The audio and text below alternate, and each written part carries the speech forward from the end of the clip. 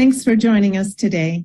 I'm Dee Lageson, Executive Secretary for the Committee on the Present Danger China.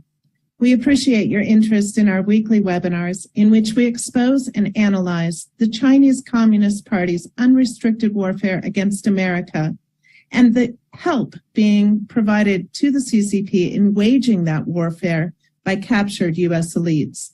We encourage you to visit presentdangerchina.org for information on new programs, access to videos of our past webinars, and tons of other very valuable content. Our moderator today is Frank Gaffney. Frank is the Executive Chairman for the Center for Security Policy and Vice Chair for the Committee on the Present Danger China. Thank you, Dee.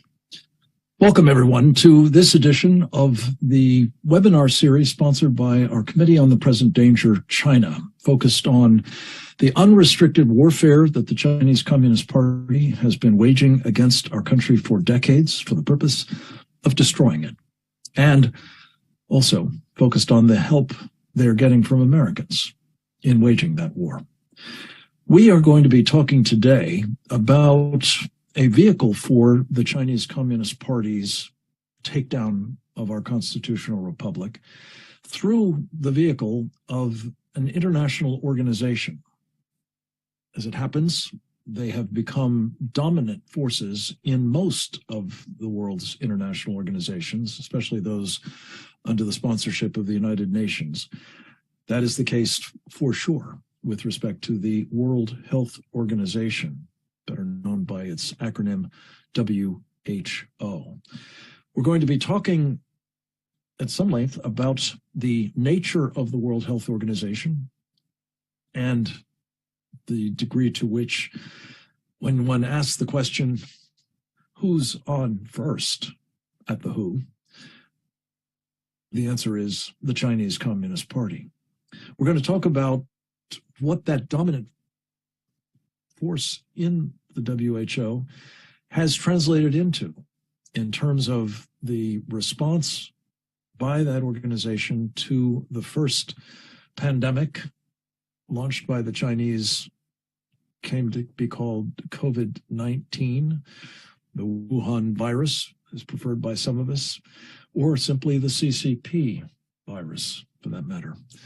We're also going to talk about what the consequences of the adoption of the China model as a response to that virus has translated into in terms of loss of life, in terms of horrific disruption and damage to our economy, and arguably to political outcomes as well, including the defeat of Donald J. Trump for re-election as President of the United States.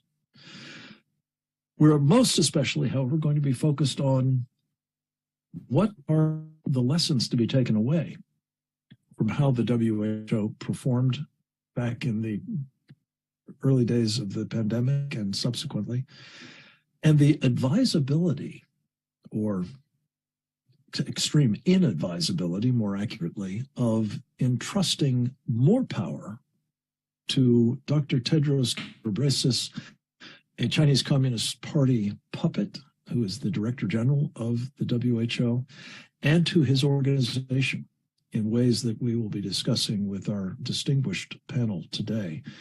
And specifically, what negotiations that have been underway in a concerted fashion for the past several weeks will mean for you and your loved ones, for our country, for our constitutional republic, if allowed to become binding upon our nation, which is the object and purpose not only, unfortunately, of the Chinese Communist Party and its puppets at the World Health Organization, but also, incredibly, of the Biden administration.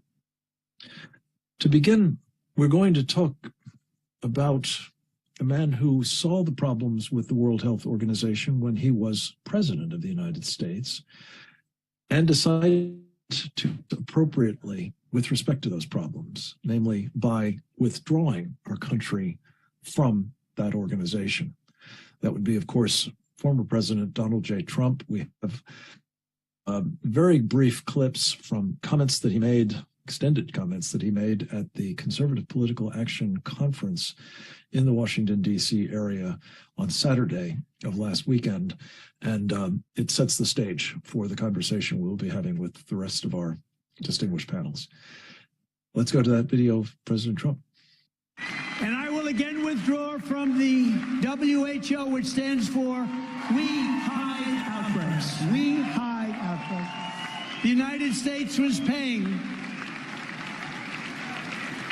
I think this is important because, again, it's so much common sense involved. The United States was paying the World Health Organization $450 million a year.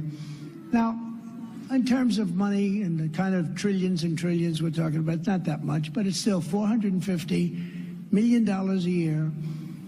And I took them out. That's what it was. The price was $450, and that's for 350 million people. China was paying $39 million a year for 1.4 billion people. Doesn't sound too right. And they had total control, by the way. We had no control. They literally own it. China controls WHO. So that's what it does. WHO is totally controlled by China. We could have saved $400 million a year. It's a lot of money. And now they're asking for even more dictatorial power and more and more and more of our money, but they're getting nothing more from China. Those remarks, I think, captured the concern clearly that President Trump had, both about the enormous costs of being a member of the World Health Organization, expected to pick up the bulk of the tab of its annual budget, and specifically the degree to which the Chinese Communist Party is controlling what the organization does, what it tells others to do as well. To talk a little bit about how that works, or would, if the existing international health regulations are modified, as is now being actively considered by the World Health Organization, and or if there is yet another agreement for pandemics that is adopted, also now under active consideration by the WHO, and what it means specifically in terms of our sovereignty and our freedoms, and indeed our constitutional republic, should authoritarians at the World Health Organization, you can call them globalists, you can call them supranationalists, you can call them Chinese Communist Party puppets, whatever term you wish to use, the question of what that might mean for us has to be topic A, and certainly is for our panel, including our next presenter. His name is Jonathan Emord. He is a constitutional attorney by training and practice. He formerly was a lawyer for the Federal Communications Commission. He is the author of an important book, very relevant to this topic, entitled The Authoritarians: Their Assault on Individual Liberty, the Constitution, and Free Enterprise from the 19th Century to the Present. We have him by videotape. Let's go to Jonathan Emord's program. By the way, he is also a candidate for the United States Senate from Virginia, I just learned. Over to Jonathan Emord now. Well, one of the most unfortunate occurrences in our history are these occasional incursions into sovereignty that have been characteristic of the Biden administration and of the Democrat leadership in the Senate. We have an opportunity by blocking the president through the budget process to achieve our objectives. And there are innumerable ways in which Republicans should be standing up and fighting against this president and his attempt to wed us to a World Health Organization agenda that is largely dictated by our enemy, by the Communist Chinese. If we fail to protect our Constitution and our national sovereignty, as well as our individual sovereignty, the game is up. And whether that is done by turning over power to the World Health Organization or just by Biden adhering to the World Health Organization's dictates as are themselves largely the byproduct of a complicity with the communist Chinese, we are effectively losing our liberty. And there can be no more precious liberty than your liberty over your own body, over what is done to your body in the course of a pandemic or any other disease in which the nation must rally around our Constitution. The purpose of the Bill of Rights, for example, and of our constitutional separation of powers is designed to have resiliency in the midst of a crisis. It's not meant to be forfeited in a crisis, and a crisis is no justification for a denial of your civil liberties. Nowhere in the Constitution does it provide an escape clause for authoritarianism, where suddenly an authoritarian state can be erected whenever there is a Rahm Emanuel-style crisis identified. This is but one instance, but a profound one, in which our freedom is once again at stake. We have the duty as a people who love liberty and who believe in the Constitution of the United States to not allow a president of the United States who's abdicated his role under the Constitution to take this country and draw it down into a situation in which we become serfs or slaves to the dictates of an international organization like WHO. That is even made more profound when we understand just how heavy the influence of communist China is over WHO and our recent experience with the pandemic response. We saw our own country through the CDC and the FDA follow in lockstep by the president's dictates, the CDC's direction on how to deal with the pandemic. That response was disastrous. We had a one-size-fits-all approach, which was a vaccine that was oversold, that resulted in injury to a significant percentage of the population, and for which information was suppressed. We had no criticism of the vaccine allowed through the big tech and media platforms as a result of collusion identified most recently in the Twitter files, whereby you have the White House dictating censorship of specific individuals and organizations that were trying to articulate what now we know to be very valid criticisms of the government's approach, authoritarian approach to this. Imagine a different world. Imagine a world that the Founding Fathers created. Imagine a world in which free and wide open and robust scientific debate took place, as our Constitution requires.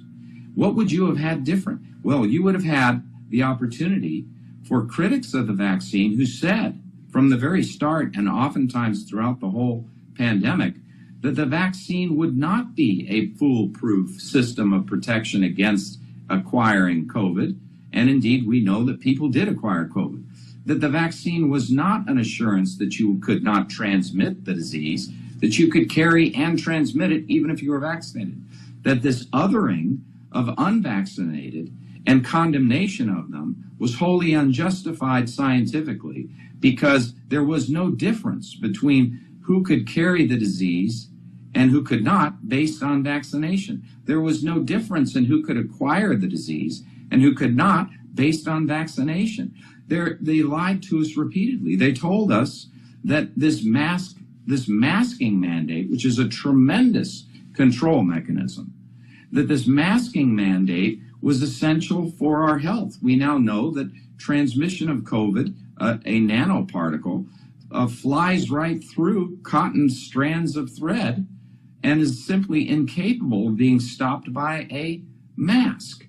The whole notion that somehow the population could be deluded into a system that would be to the great advantage of some of the largest pharmaceutical companies in the world and to the state in controlling people is not an answer in a free country to a pandemic or any other situation. We had the opportunity instead to have wide open, robust debate, early treatment that was suppressed and denied, criticism of the approach that was taken that would have allowed novel introduction of different approaches.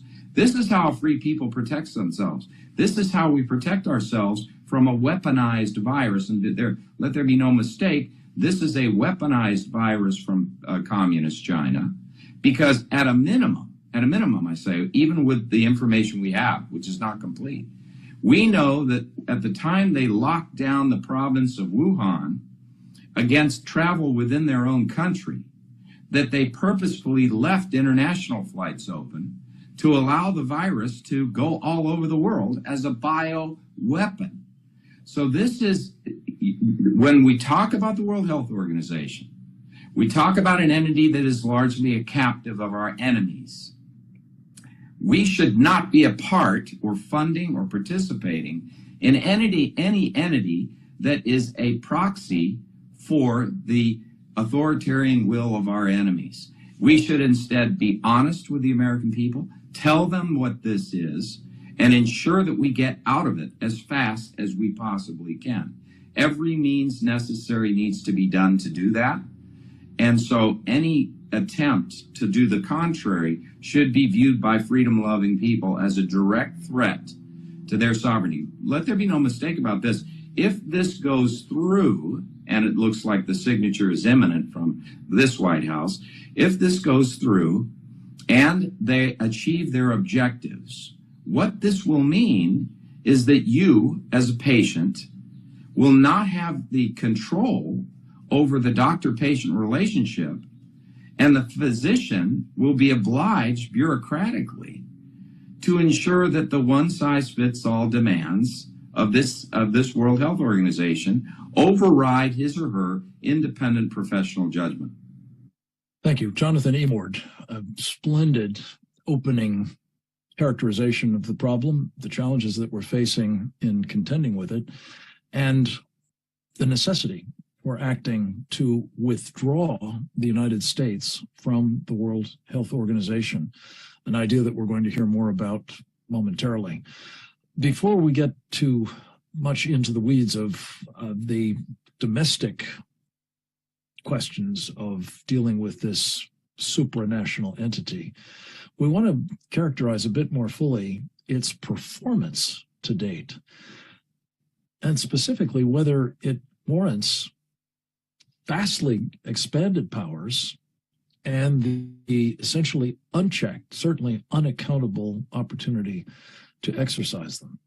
To do that, I'm very pleased to say we have one of the truly courageous and, well, leading frontline resistors in the medical community to both these vaccinations and what has been the official narrative about their effect, and indeed to the larger China model of responding to the pandemic emanating from Wuhan, that in part at least has involved these vaccine mandates and digital passports and so on. His name is Dr. Robert Malone. He has been with us on a number of these programs, both those of the Committee on the Present Danger China and the task force that the committee co-sponsors with our friend Reggie Littlejohn, from whom we'll be hearing shortly, from Women's Rights Without Frontiers. He is the author, as it happens, Jonathan spoke about the lies we've gotten from our government about so much of this. It is the title, in fact, of Dr. Malone's best-selling book, Lies My Government Told Me, and The Better Future Ahead is its full title. We are delighted to have him with us always. Among other things, he has the insights, perspective, and authority of a man who essentially invented the mRNA technology. So, as they used to say about E.F. Hutton, when Robert Malone speaks, people listen. We're happy to do that now and to have him with us here live. In fact, Dr. Malone, thank you for joining us. The floor is yours, sir. Thanks, Frank. I'm blushing right now. I really enjoyed the prior presentation. I think that was dead on. What we have here is a situation of an organization, a non-governmental organization. Really, it poses as if it has the imprimatur of the world government. And it executes treaties with other entities. But the World Health Organization, as you have correctly identified, has largely been captured by the CCP, as well as the Bill and Melinda Gates Foundation, who has provided substantial funding. And it has long been an arm of American diplomacy, traditionally, and frankly has been seen as having an intelligence component to its activities in terms of the American intelligence infrastructure. But now in its current embodiment, it's a deeply corrupted organization. It went through a period a few years ago of a relative deficit of funding. And one of the consequences of that was that it had to restructure its activities.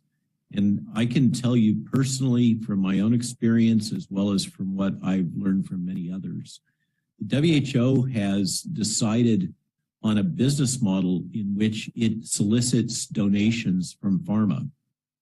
And those donations can come in the form of direct capital or full-time employees that are subsidized by pharma and placed in positions of influence and directorships, et cetera, within the World Health Organization.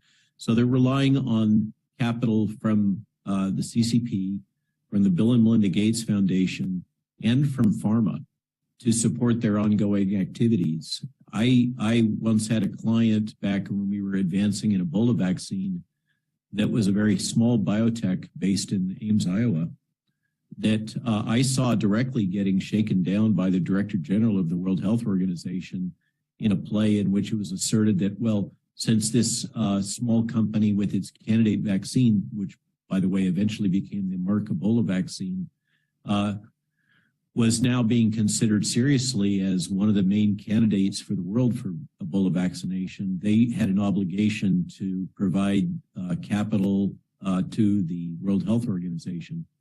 That's kind of the way this game is played. So the organization has been corrupted for a number of years now, and the CCP, as is its wont, is very good at exploiting these types of cracks in organizations to its own end. We've seen this again and again, for instance, with American universities, with the infiltration of CCP interests through the sponsorship of programs and giving of donations, et cetera. Now, you're speaking specifically about the international health regulations, modification to the 2005 IHRs that were endorsed previously. And this is an initiative which has absolutely come up through the Biden administration, particularly through the Department of Health and Human Services, as a series of recommended modifications to the international health regulations. And it appears to be advanced in a way that, to the eyes of Ron Johnson and I think 17 or 18 other senators, is an intentional play to circumvent the approval process in the Senate for treaties. So they appear to be trying to backdoor major changes in U.S. policy that, as was mentioned in the prior, would concede American sovereignty, U.S. sovereignty, as well as that of other member nation states to this global transnational organization, which, as you're correctly identifying, has largely been co-opted by the CCP, and which we've seen in practice how it does business over the last 3 years. So just to put a pin on these international health regulations, they were forwarded for consideration last February, as I recall, so a full year ago, and proposed a structure in which the World Health Organization would have the global authority to determine, and this authority would be vested with the Director General, currently Mr. Tedros, that it could determine a world health emergency for virtually any cause. So there's no restrictions on what would be the criteria determining a world health emergency. It could be an emergency of abortions. It could be an emergency of gun violence. It could be a public health emergency. It's whatever the Director General would determine to be a global health emergency or a national health emergency. And then the Director General and the WHO could then have the authority to impose policies to mitigate that public health emergency that would be required of individual member states. This also had clauses in it that would authorize the WHO to basically have surveillance monitors, what some might call spies, located within these independent nation states to identify potential public health risks and to act as the eyes and ears of the World Health Organization. Now, a valid question is, what enforcement capabilities does WHO have? The answer is none. So it would seem on the surface that this is all a paper exercise. But in fact, the IHR modifications propose that the World Trade Organization be authorized as the enforcement arm for the World Health Organization. And so if a nation state were to fail to implement the policies that the WHO would recommend, then potentially the World Trade Organization would implement sanctions. And we've seen how those kinds of international sanctions are deployed in many other contexts. So what happened is, with this prior initiative based on these IHRs that the Biden administration promoted for discussion, as independent nation states became aware of this, there was huge objections raised mostly in African nations as well as Brazil under Bolsonaro. And they were able to cause the WHO to stand down on approval and implementation in that prior round of negotiations and defer the subsequent discussion to a follow-up meeting, which just occurred a few days ago. And my understanding is that the documents that have come out of that meeting now have incorporated vague language about the importance of respecting sovereignty of individual member states and some very kind of soft, squishy language about the role of the WHO and the primacy of the sovereignty of individual nation states. And then that revised language has been kicked back for further review. So my understanding is that we have managed to bypass this immediate threat of implementation, but I'm not positive about that all of this is being handled this time under much more of a layer of secrecy and the transparency that I think most of us would want. Now, is there a risk that the WHO would act in an arbitrary and capricious manner in the context of declaring a public health emergency? I argue that we've seen an example of that with the monkeypox, in which there was the declaration of a global health emergency, which I don't think very many would advocate is truly a global health emergency.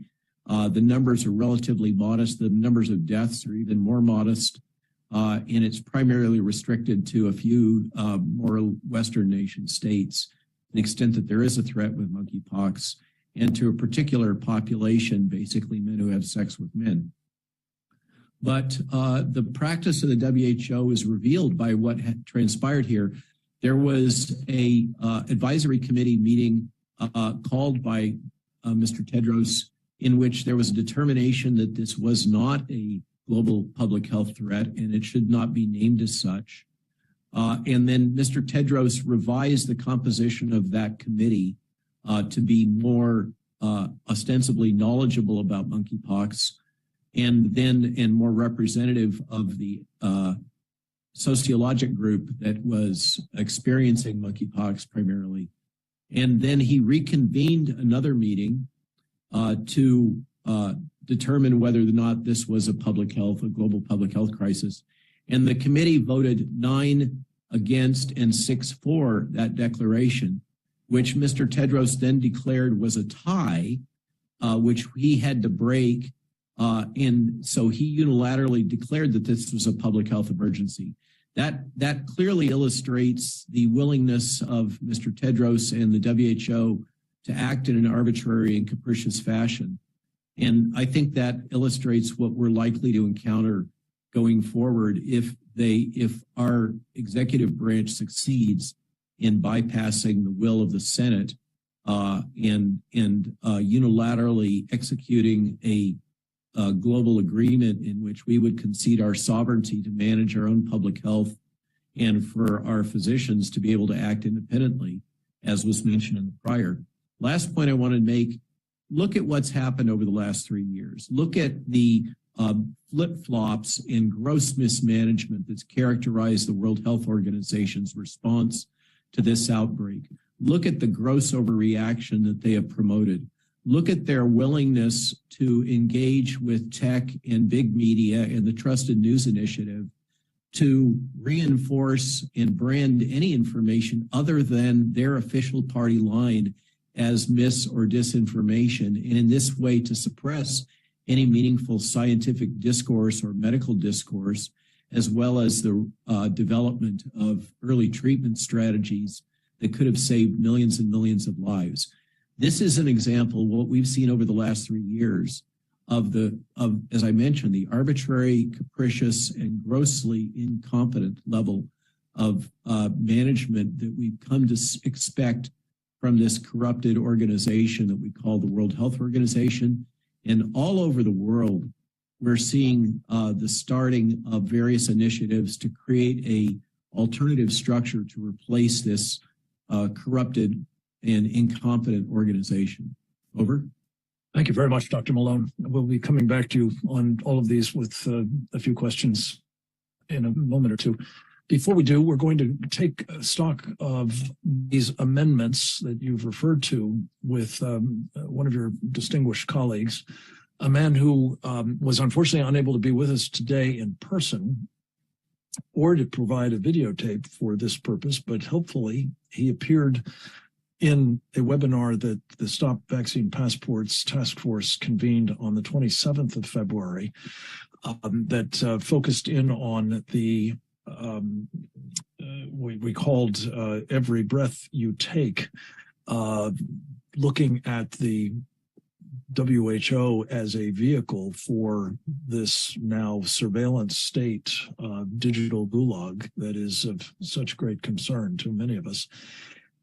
His name is Dr. David Bell. He formerly worked at the World Health Organization and is intimately familiar with some of the sorts of things that Dr. Malone spoke of, the corruption, this mismanagement, the sheer malfeasance, and also the ways in which it conducted itself in the course of this initial pandemic. He is these days a senior scholar at the highly regarded Brownstone Institute, and we're delighted to have him with us, bringing his expertise as a public health medical officer and a biotech consultant in global health to bear, as he did in this program, on the topic of the amendments to the World Health Organization's international health regulations, an attempt to implement an existential change in sovereign rights and international relations. Let's go to Dr. Bell's video now. People need to understand the background to what is going on, and the current amendments to international health regulations, the treaty as it is called, or instrument that is going alongside that the WHO developing, are the result of a few decades of big changes in the WHO and in global health. So the World Health Organization was set up originally after the Second World War as a country-based organization. There was a lot of emphasis on decolonization and removal of central authority and emphasis on communities coming out of the colonialist eras of the 1930s and fascism, etc. And the WHO was one of many organizations that was set up to try to stop that happening again. So that ran pretty much in that way for a long time. It was almost solely funded by countries. Countries have a say in what happens. This has changed over the last couple of decades in two ways. One, there's been an increase in private funding, corporate and private individuals, and these have now become one of the biggest funders of WHO. And secondly, the funding is very much directed. So rather than core funding, the funders decide what their funding will be used for. So essentially what WHO will do. So that it's fed a movement from disease burden based emphasis of the World Health Organization to an emphasis on profit. So there are two instruments here, the International Health Regulations and let's call it the treaty, or it's called the CA Plus in its recent zero draft. And they do slightly different things, but they complement each other. So the International Health Regulations have been around for 20 years. They have force under international law, but they are considered to be recommendations of the WHO. And what the amendments will do in their current form, and it will go through a few more committee meetings before May this year when they're voted on by countries, these amendments greatly expand the definition of health emergencies, including a sort of One Health definition, which really includes anything that could potentially impact well-being or health. And it includes potential threats rather than real threats. And as a bureaucracy of surveillance has been set up, we'll find many potential threats. The DG, the Director General of WHO, an individual, will have sole power to declare an emergency and to stop an emergency later. And the other important thing is that the amendments in their current form change recommendation to be binding. So when countries sign this, if the wording is not changed, they will be signing up to a binding agreement to do what the WHO does in any health threat. Another important aspect of this is the way it addresses human rights. And the original language of the International Health Regulations from 20 years ago or so includes very similar language to the Universal Declaration of Human Rights after the Second World War. This is being changed to equity, coherence, and inclusivity, which are really meaningless terms. And importantly, it also is basing these on the social and economic context. So this is taking the whole basis of individual sovereignty and all people are equal and turning this into all people are not equal, but someone who decides based on the economic and social assessment of that person will decide what rights they have. And these rights are very, very powerful. The international health regulations at the moment include recommendations from the WHO and the DG to do things like closing borders, forced quarantine, confinement of individuals, forced medical examinations requiring injection, etc. But in changing these from recommendations to a binding agreement, what this means is that WHO can tell a person in the United States or Malawi or Vietnam to be injected with a vaccine, for instance, or to have a medical examination, or to be confined at home. And rather than having someone even in a country to do this or in a local community assessing public health risks, this is someone in a completely different part of the world giving broad orders on how people should be treated. So this is completely undoing the whole idea of individual sovereignty and community-based care that WHO was based on. So the treaty mechanism, which will be voted on next year, and this is what the INB committee at WHO is looking at, is in some ways is softer in the wording because it seems to assume that the amendments to the IHR will get through. So the treaty essentially provides money. It talks about 5% at least of global health budgets going to emergencies. It sets up a mechanism for supply that WHO will control, and a global governing board for the treaty and for this whole pandemic or emergency preparedness agenda, which will be within WHO, it appears. So it's really putting the bureaucracy there to support the changes, the quite egregious changes that are proposed in the international health regulations. So we need to stop both of these. They are both a vast overreach in terms of public health, as we've seen from COVID and the COVID response, which these are planning to, very clearly will replicate and intensify. They are bad for public health. They impoverish people. There's a vast increase in other infectious diseases, in malnutrition, etc., directly as a result of what has been done, and it was all predictable. So, and the concentration of this has been in very much to the very people who are promoting this agenda and who have been increasingly funding WHO. It's using taxpayers' money to concentrate wealth, to impoverish the majority, reduce health, and to concentrate the wealth in the hands of these sponsors. I think we do need some sort of international health mechanism. We need coordination between countries. We need a network that will support countries when they need it and when they ask for it and when communities ask for it. But this is going very much in the opposite direction. This is a danger to health. It's a danger to individual sovereignty and national sovereignty. It's just unraveling the whole decolonization and the strength of the human rights agenda that we've developed over really 100 years. So how do we combat this? Firstly, we need people to understand what is there, and we need the general public to understand, and we need legislators to understand, and not just in the United States. We need this globally. This affects all countries, and when we damage other countries, we damage humanity, but we also damage the United States. So this is a fundamentally different approach to human rights. People need to understand that. They need to understand that this is unraveling what was fought for in the Second World War, in other wars in this country. The fight against slavery, the fight against discrimination, etc. This is unraveling the whole concepts that drove those. So people need to understand this. They need to put pressure on legislators, and legislators need to stop this from happening. There's different ways of doing that, but non-compliance, once it's in place, is going to be very difficult. So the WHO even needs to know that this is completely unacceptable, and the countries that are pushing this and the people that are pushing this need to know it's completely unacceptable and has to be completely withdrawn. Or we need to stop paying attention to these institutions that are doing this, including the WHO, etc. So that could mean, in the end, the WHO needs funding from countries. It doesn't make sense to fund something that is a net harm. In that case, we would need to completely replace it with an organization that is completely different, that doesn't have conflicts of interest, that responds to people and not for profit.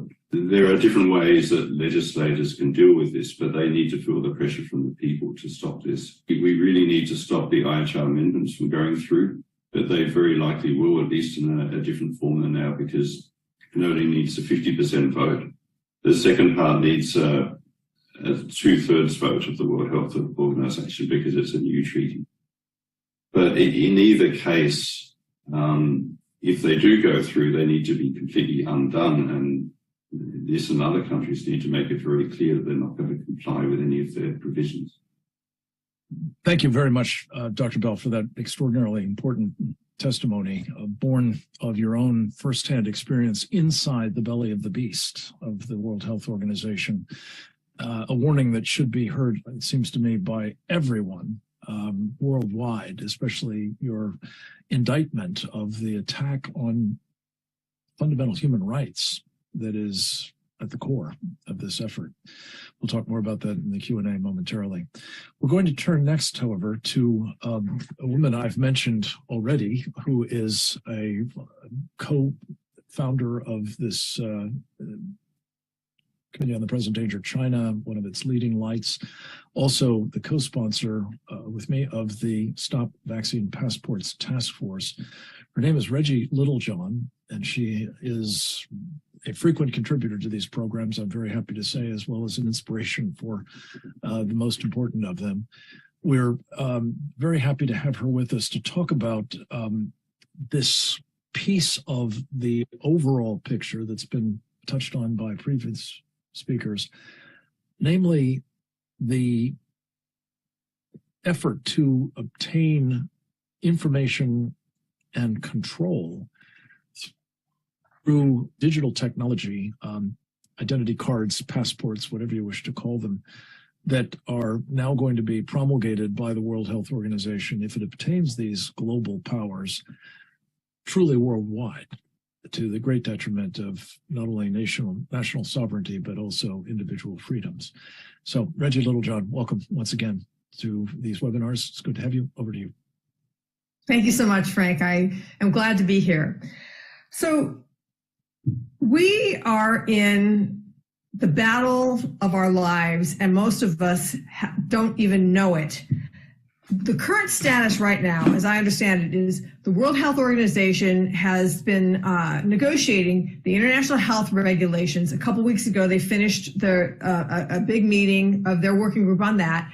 And then just last week, their working group on the pandemic treaty, which they're calling an accord so that they can subvert the treaty process.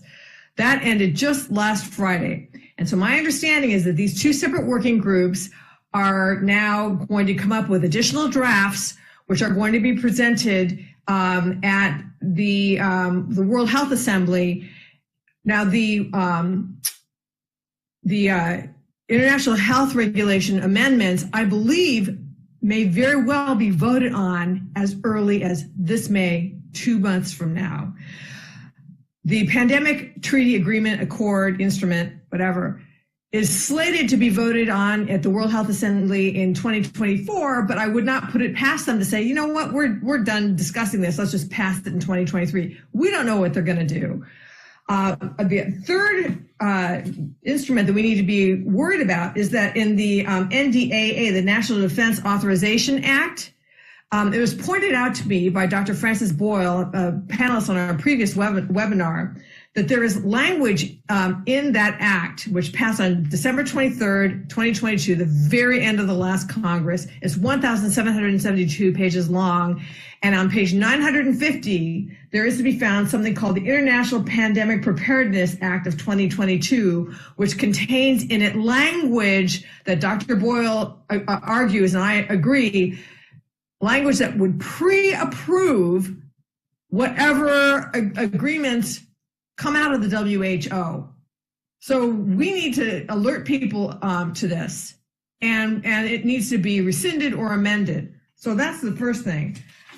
Now, Frank has asked me to talk about some of the terrible provisions in these two things. Now, in the proposed amendments to the International Health Regulations, as Dr. Bell mentioned, the word non-binding has been deleted because they want to make this binding, which is an invasion of our sovereignty as a nation. You know, it's one thing for them to recommend stuff for us to do, and then we'll say yes or no. It's another thing for them to tell us how to manage our health care. In other words, you have to have lockdowns, you have to have quarantines, you have to have vaccine mandates. That is an invasion of our sovereignty. Then also something else is that if these international health regulation amendments are approved, it will give the Director General the power to declare not only public health risks, but potential public health risks, which could be anything. It gives him way too much power to do that. And then as Dr. Bell mentioned, the language that was in the current international health recommendations has been or regulations has been stricken. This language, that these regulations shall be with the full respect for the dignity, human rights, and fundamental freedoms of persons. Why are they striking that? That's concerning. Now, in terms of the zero draft treaty, the agreement states, quote, the parties commit to strengthen multi-sectoral, coordinated, interoperable, and integrated One Health surveillance systems. So this is a surveillance system, and I'll tell you what One Health is in a minute, but coordinated, interoperable, and integrated. Interoperable and integrated with what? With the systems, the surveillance systems worldwide, including China, right? So this is going to establish a Chinese Communist Party style surveillance system on the entire world. And so what does that mean? Okay, these surveillance systems will give the whole world the ability to support something like the China social credit system, where every single part of your existence is not only tracked but integrated to come up with a score about how compliant of a citizen that you are. So currently in China, and then under this integrated interoperable system, they will track facial recognition, real-time geolocation, your entire medical history, your entire criminal history, your social media posts, your internet search history, your internet spending history, and then also combine those with connecting them to your bank account and your credit card, so that if you are deemed to be a non-compliant citizen, which I would say that I probably would be deemed that way, and I think a lot of people in this webinar are counter-narrative to what the WHO wants to do. We are in danger of being deemed as non-compliant. They can do things like not changing our health status from a green to a red on our cell phones. We can't travel. We won't be able to borrow money. Our kids won't be able to go to a good school. And they can ultimately shut us off from our credit cards and our bank accounts, and even disappear us, which happens frequently in China to dissidents. We have to stop this. And by the way, the World Health Organization has already engaged Deutsche Telekom to create these interoperable international, basically vaccine passports or digital IDs. Now, beyond that, also in the treaty, Article 17, page 23, the draft that they were just negotiating. So again, they may have changed this. I doubt that they will change this in the next draft. It states, the parties commit to increase pandemic literacy in the population and tackle false, misleading, misinformation, or disinformation. Each party, and a party is a country, is a state, is encouraged to conduct regular social listening and analysis to identify the prevalence and profiles of misinformation and to counteract misinformation, disinformation, and false news, thereby strengthening public trust. What does that mean? It means that that whatever the WHO says, and we know how much false information, talk about misinformation, disinformation. I mean, they were the main source of it coming down through the Chinese Communist Party to the world, causing millions of deaths. And there were doctors who disagreed with what they were saying. But if you disagree with what they're saying, then you will be charged with misinformation or disinformation through social listening, meaning that they are going to be monitoring our social media accounts. And then all this is going to go into our social credit score to persecute us. What this basically does is it sets up a global ministry of truth similar to the Biden administration's disinformation governance board that they tried to set up. So now I want to talk about the One Health approach. So all of this is not going to just apply to human pandemic health. One Health is defined by the CDC as the interconnection between people, animals, plants, and their shared environments. So under the One Health approach, basically, there could be a health risk that would apply to people or animals or plants or the environment, could be anything. Could be climate change, could be gun violence, could be anything else that they choose to characterize as a potential public health risk, enabling them to move into the country without that country's consent. That's another amendment to the international health regulations that enables them to do that. So that would certainly destroy our national sovereignty. And then there's another one that people don't talk about much, which is called the whole of government and the whole of society approach. This is paragraph 16 on page 8 of the proposed pandemic treaty, which states that a whole of government and whole of society approach for pandemic preparedness and response is required. So what is whole of government? What is whole of society? This could possibly bring in CCP-style lockdowns, quarantines, forced vaccinations, as Dr. Bell mentioned. And does the WHO envision commandeering the media, education, transportation, banking, the military, all to force compliance? So this is a completely, this is a nightmare. What it does is it sets up a global biomedical totalitarian surveillance state. It must be stopped. And what I believe is our best chance of stopping it is by conditioning the raising of the debt ceiling to withdrawal from the World Health Organization. Thank you. Thank you, Reggie, very much. James Roguski is another frequent contributor to our programs in this World Health environment in particular. He is an activist. He is a blogger. He is an author on Substack, among other places, and a irrepressible champion for freedom in the face of the concerted efforts we've been discussing on the part of the Chinese Communist Party and their puppets at the World Health Organization, other globalists, the World Economic Forum, rather, as well as, of course, the Biden administration. We're always happy to have him visit with us. On this occasion, he has produced a PowerPoint presentation that we're going to take aboard quickly. It's fairly short, and we'll turn to it at this point. James Roguski. In mid-December of 2022, the Working Group on Amendments for the International Health Regulations first published a 197-page document which included over 300 proposed amendments to the International Health Regulations. They republished that document on February 6, 2023. For nearly 3 months, the mainstream, the alternative media, and politicians around the world have either mischaracterized, misrepresented, or completely ignored the proposed amendments from a number of nations around the world that are designed to enslave humanity in a digital prison. Let me review just some of these proposed amendments. On page 29 of the 197-page document, the Czech Republic, on behalf of the 27 member nations of the European Union, proposed the institution of digital passenger locator forms, which would essentially institute contact tracing for all travelers around the world.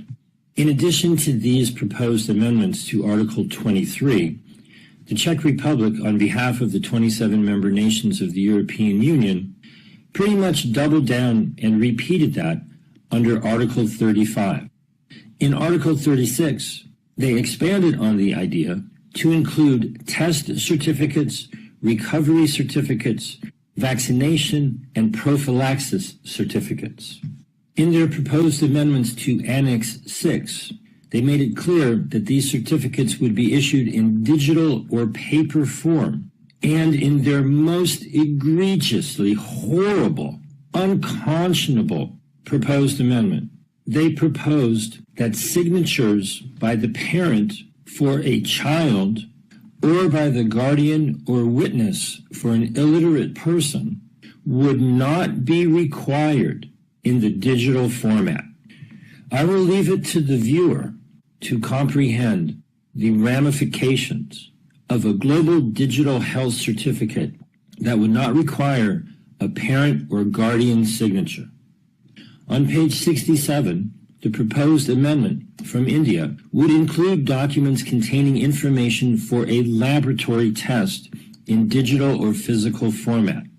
On page 83, Indonesia also specified that these new certificates would be in digital or paper format and would require a QR code. On page 169, the Russian Federation, on behalf of the member states of the Eurasian Economic Union, mirrored India's proposed amendments to include laboratory tests. And finally, on pages 194 and 195, Uruguay, on behalf of the member states of the Southern Common Market, proposed a new Traveler's Health Declaration that would provide better information about travel itinerary in order to facilitate contact tracing. In addition, Uruguay also proposed, and I quote, "When a public health emergency of international concern has been declared for the purposes of entry and exit of international travelers in a scenario of voluntary vaccination using products still at the research phase or subject to very limited availability, vaccination certificates should be considered approved." And they also proposed 2 scenarios.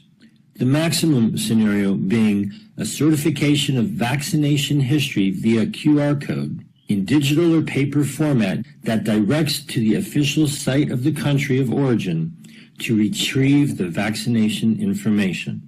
In what is absolutely a clear attack on privacy and health freedom, we the people around the world must stand up against these proposed amendments to the international health regulations.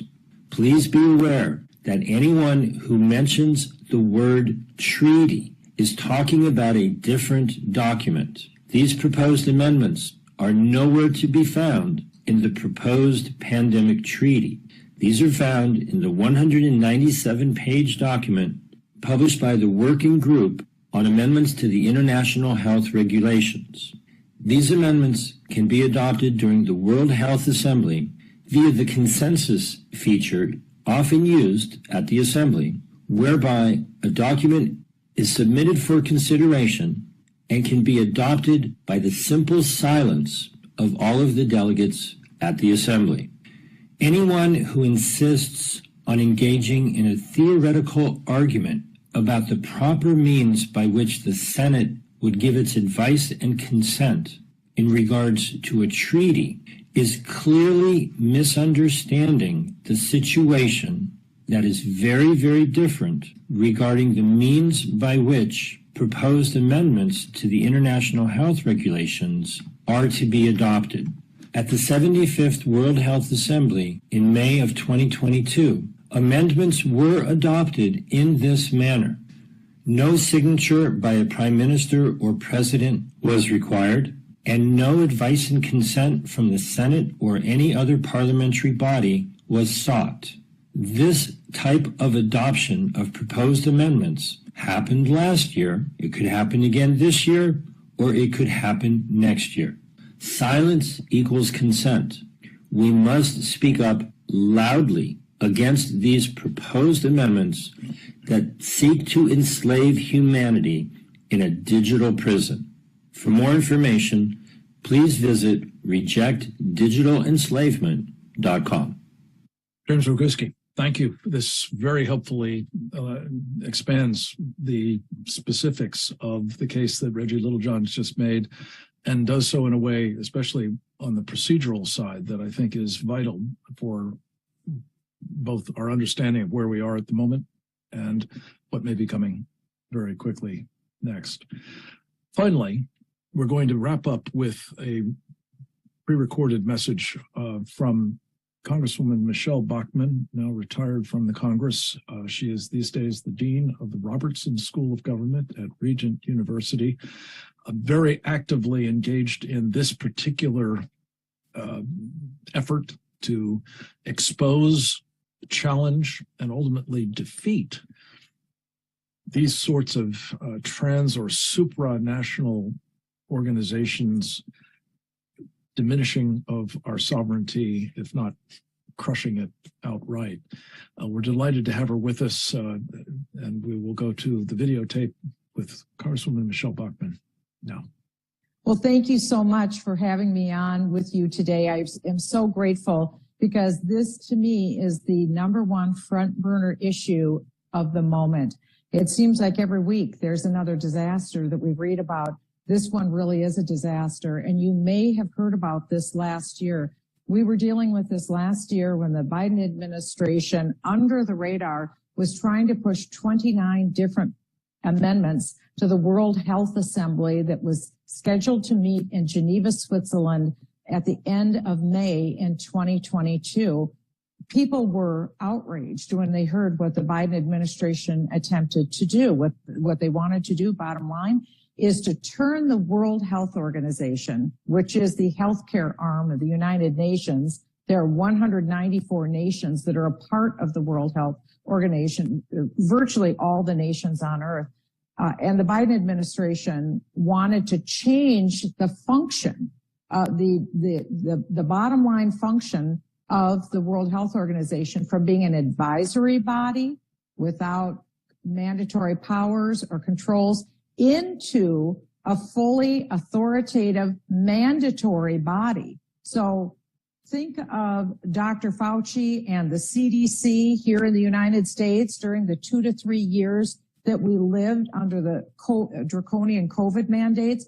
What the Biden administration wanted to do last year was then empower the World Health Organization with the same level of draconian powers that were wielded by Dr. Fauci and the CDC, the Centers for Disease Control. He wanted to give that level of power to an international body. So in other words, what this would mean is we would have no place of appeal. We couldn't go to our local mayor or to our local county. We couldn't go to our local state legislators or to our governor to appeal any mandates that were put upon us for perhaps another pandemic that would break out. We couldn't even go to our United States representatives or United States senators or even to the President of the United States, nor would we have access to our court system. We wouldn't be able to file claims because under what the Biden administration wanted to do last year, and thankfully it was defeated by Botswana, an African nation, who objected and said, we're not going to go along with this at the World Health Assembly in Geneva, Switzerland. That's the governing body that controls the World Health Organization. So because of that, I really truly believe that the prayers of many Americans were answered, and we were saved for a year. We were given a 1-year reprieve.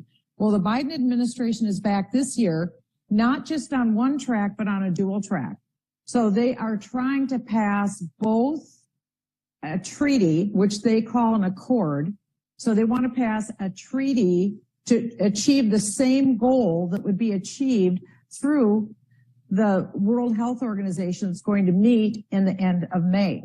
Now, this treaty is bizarre. There's probably 30-some pages worth of amendments that the Biden administration is putting forward.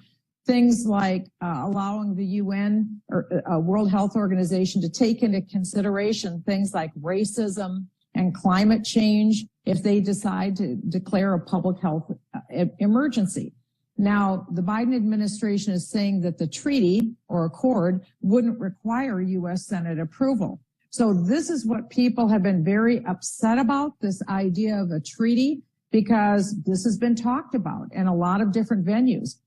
Where it is actually more likely to pass is on this second track, and that's at the World Health Assembly that will be meeting. It's scheduled to meet in Geneva, Switzerland, the last week of May. That's not very long from now. So it's the end of February when we're recording this. Then you have the end of March, the end of April, the end of May. So we're a little more than 3 months out at this point for the time that we have left. Not a lot of time.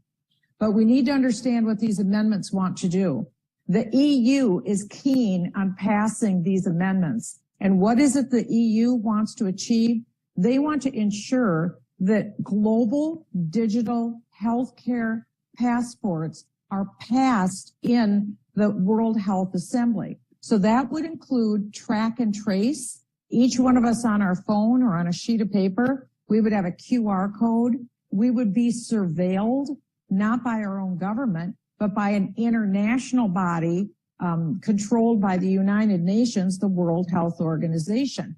The executive director, a man named Tedros, who's just been re-upped for another 5 years, would essentially become a global dictator, not just in the area of healthcare. He would have dictatorial powers where he could declare a public health emergency of international concern, and then he would have the power to send monitors into any nation he so chooses, and the nation would be forced, because their powers would be mandatory under the World Health Organization, to comply with mandates from the World Health Organization. Well, you might say, well, we can push back here in the United States. So what if this passes in Geneva, Switzerland? We don't have to comply. How would the World Health Organization possibly enforce these mandates here in the United States? It's very simple. It is how willing are the politicians who are in charge. The politicians who are in charge are the Joe Biden administration. This effort is being pushed by Joe Biden. He wants to give away U.S. sovereignty on healthcare to the World Health Organization. So he would effectively be the enforcement arm for the World Health Organization, just like the EU, who wants to give away European sovereignty to the World Health Organization. They would be the enforcers in Europe, just like Australia and New Zealand, who seek to give up this power. This is bizarre. Think of this. So you have the greatest democratic nations in the world seeking to give up the sovereign right of the people in a definitive way. It could never be pulled back, that power. They would give away the national sovereignty of the nation on decision making to the UN and international healthcare body. We would not be able to get out of this once it is mandated, because then the World Health Organization would even have the power to order that our nation would spend money to meet the demands of the World Health Organization. We would be mandated to hand over health supplies or to pay for more health supplies or to create equity, quote, where it's a redistribution of wealth through healthcare. This is an extremely bizarre effort that the Biden administration is seeking to give away global authority, national authority to the UN. But this is what we need to understand. Once this happens, this would create a perch for one world government administered through the World Health Organization, the healthcare arm of the UN. This is extremely serious, and we have to stop it now in the next 3 months. 2 ways that we could go about doing this. Here's the first. Representative Chip Roy of Texas is seeking to get the attention of Speaker of the House, Kevin McCarthy, to attach the United States leaving the World Health Organization and defunding the World Health Organization as a part of the debt ceiling bill. This is a very good thing, and I urge everyone, contact your local representative to have them get on board with what Chip Roy is trying to do. Here's the second. Andy Biggs, a representative from Arizona, has a bill called H.R. 79 to demand that the United States exit the World Health Organization and to stop paying money to the World Health Organization. Both of these are very good tracks, and I encourage you to get on board. We also need to find a Senate sponsor for the companion bill to exit the World Health Organization. So contact your senator and ask them to do that as well. And remember, there's always time for prayer.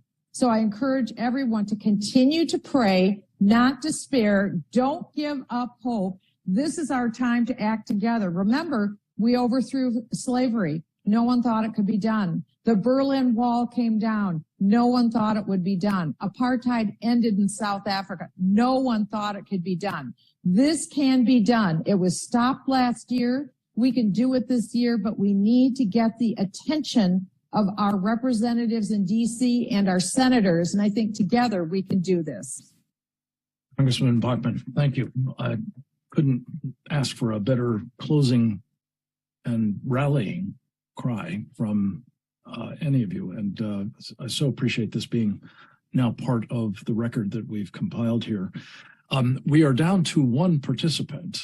She happens to be a utility infielder, so I'm not the least bit concerned about sending her a question or two that she will not be capable of addressing very, very capably. I want to thank all of those who joined us by video, but are no longer obviously with us and can't comment. But Reggie Littlejohn, to you, one of the powerful takeaways from all of this is the point that Congressman Bachmann made, you did earlier, and I think others as well, namely that there is afoot at this moment something that we've been hearing about as a kind of distant ambition of globalists and communists and, well, for that matter, Islamists and others who seek global domination. World government is a rubric under which it's often described. Do you think, on the basis of your study of this document and the two drafts that are now emerging, and kind of the efforts that Michelle talked about of the European Union and Australia and New Zealand, and of course the Biden administration, among others, that this is now overwrought, that we're ascribing to the agenda here something that is this kind of fantasy without real basis for those concerns? Or is that really what's now decidedly in prospect? Well, Frank, I would encourage anyone who thinks that what we're saying is overblown to read the documents. I mean, I just quoted the documents. It's there in plain black and white. That they want to. Okay, so this is my opinion. I believe that the World Economic Forum and the United Nations want to establish a one world government, a great reset, and that they're using the World Health Organization as the arm to do that because one of the greatest motivators of people is fear. So if they're able to terrify us either through COVID-19 in the beginning or through some updated COVID virus or maybe through monkeypox or maybe through Ebola, whatever it is, people are willing to give up freedom because they are afraid of getting really sick or dying some kind of a horrible death, right? Like from Ebola. And so that's the mechanism by which they're going to get people to agree to be surveilled, that we need to counter misinformation and disinformation, that we need to have a global surveillance system to keep us all safe. And as I have said, and as Michelle has said, once this is in place, once this surveillance system is in place, and especially if we combine it with a central bank digital currency and a cashless society, they will be able to shut us off from any dissent because they'll be, as soon as you dissent, they'll shut you off from your credit cards and your bank account, and you won't be able to use cash. So these amendments are coming up, I believe, for a vote at the end of May. And all they require is a 50% vote at the World Health Organization. Something people need to understand about the World Health Organization and the World Health Assembly. As Michelle Bachmann mentioned, there are 194 countries. Each country has one vote, so that the United States vote is the same as a vote from the smallest country you can think of, or the vote from China is the same. It doesn't matter how big the country is, doesn't matter how powerful the country is. But this is something that could put us under a totalitarian regime that we didn't vote for and that we have no control over, other than by withdrawing entirely from the WHO, as is proposed by Representative Biggs and has been done in the past by former President Donald Trump. And I would urge everyone, as Michelle Bachmann mentioned, to alert your congressman and senator by going to stopvaxpassports.org. That's stopvaxpassports.org. And shortly there will be an action item up there where you can sign up to alert your representatives to the impending dangers and to what they can do about it on a legislative level. Thank you. This is such an important initiative, Reggie. There are a number of efforts underway to both raise this alarm and vector attention. And I think particularly what is being called for by you and Michelle Bachmann in terms of using the leverage that currently exists for this debt ceiling increase to exact not just a commitment, not just the promise of some sort of legislative initiative, but to put in motion as a condition precedent to any adjustment to the debt ceiling, the formal notification of the United States withdrawal from the World Health Organization. That seems to me to be an absolutely minimal demand at this point, given the stakes that we've described here today. I would hope that both sides of the aisle would embrace this idea, given that nothing less than the sovereignty and the future of our country is on the line. Reggie, I did want to just go through the timeline on this with you one more time, because it's a little unclear to me and maybe to others as well. We've had these 2 weeks of meetings on these various drafts of regulation amendments and drafts of a new document, a new treaty or accord, agreement, whatever they call it. One of which will be considered, the amendments, in the upcoming World Health assembly meeting at the end of May, you have raised the question, and I think you're right to do so, that quite possibly the accord, the treaty, whatever it is, will also be taken up. What happens then? There's a majority vote for the first, a 2/3 majority vote, I think James said, for the second. Whether silence is consent or whether people actually formally vote for these arrangements.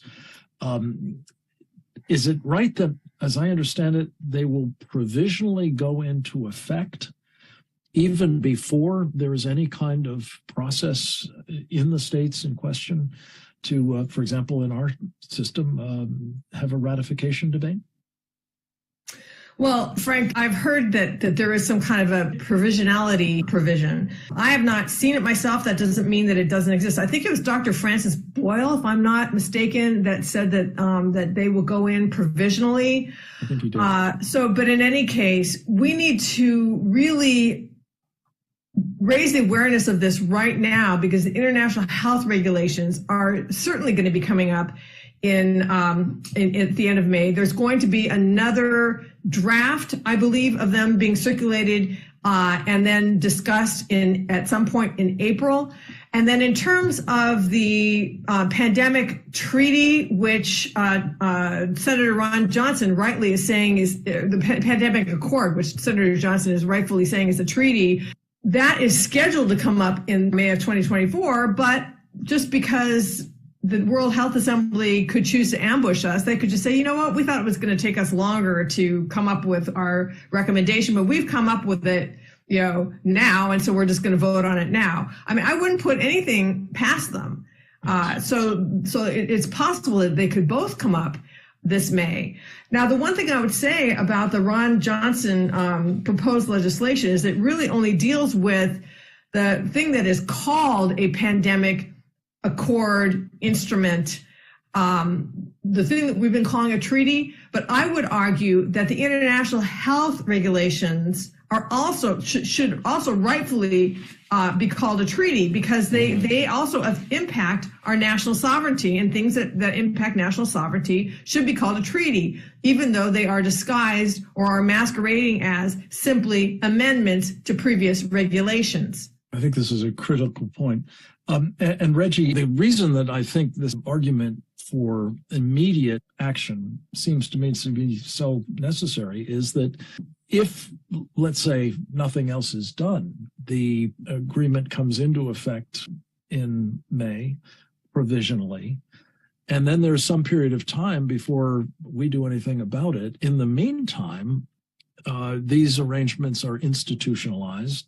There may even be, who knows, some dictates handed down by Dr. Tedros that would be demonstrating the WHO's authority. And again, as several of our speakers have made clear, it doesn't have to be a pandemic, folks. It can be whatever Dr. Tedros thinks, or his Chinese Communist masters think, is a public health emergency. And whether that's, gun violence, or whether it's, some sort of repercussions of inadequate access to abortion, or whether that's that undocumented migrants, as they're now being called, are being inadequately cared for, or the climate issues, who knows?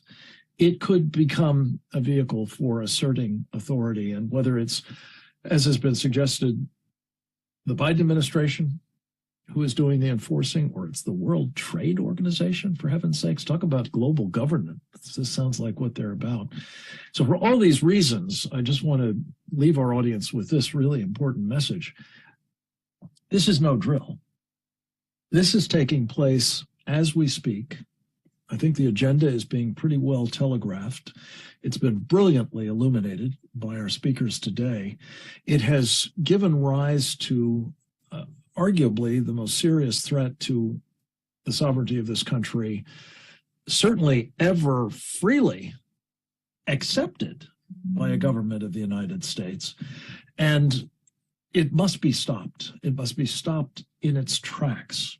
So we encourage you to communicate with Congressman Tripp Roy who has been mentioned in this connection as trying to help get this debt ceiling leverage utilized to extricate us from the World Health Organization.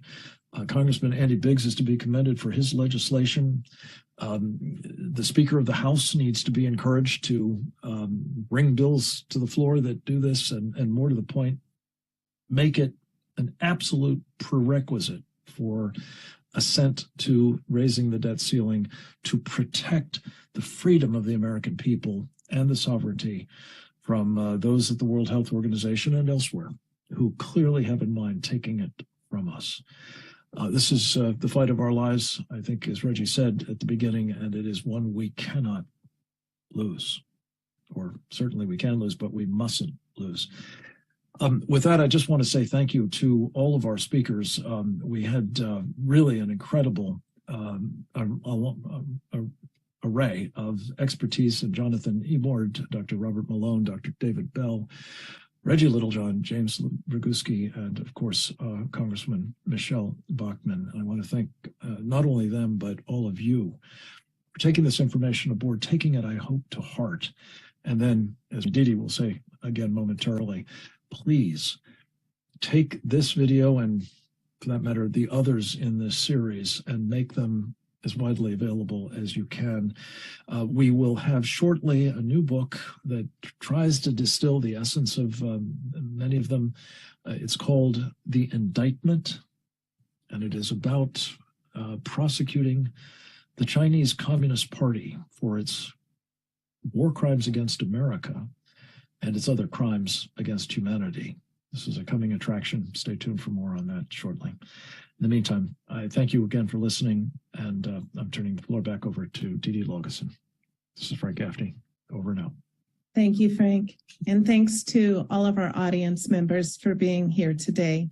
A video of this webinar will post to presentdangerchina.org within a day of the conclusion of our program. Please share this and our other programs with your elected representatives, colleagues, and other networks. Join us again next week for our next installment of the Committee on the Present Danger China webinar series on the CCP's unrestricted warfare against America and the free world, and how the USA is betrayed by CCP-captured elites. Thanks for joining us today, and goodbye.